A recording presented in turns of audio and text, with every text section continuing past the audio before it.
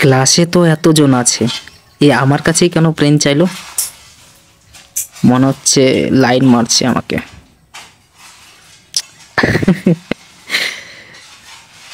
মানে লজ্জাও লাগতেছে আর কি, মানে এতজন থাকতেও আমার কাছে ইয়াস পেন চাচ্ছে, এইভাবে একদিন মনও চেয়ে নেবে আমার কাছে।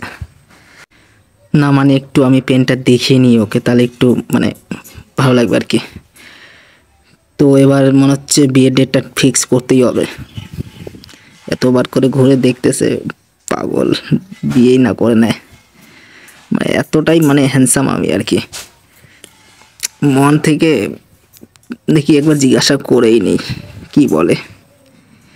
মনে তো হচ্ছে লাইন দিচ্ছে পুরা। ঠিক আছে তাহলে আর কি, বিয়েটা করেই নিব।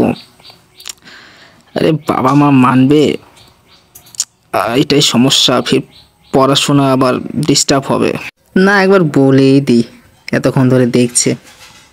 না বলি। বলছিলাম যে ক্লাসে তো এতজন আছে, তাহলে আমার কাছে কেন পেনটা চাইনি? কারণ বাকি সবাই তো পেনে লিখছে, কিন্তু তোর দ্বারা কোনো লেখাই সম্ভব না। পেন দে আমার, পেন দে।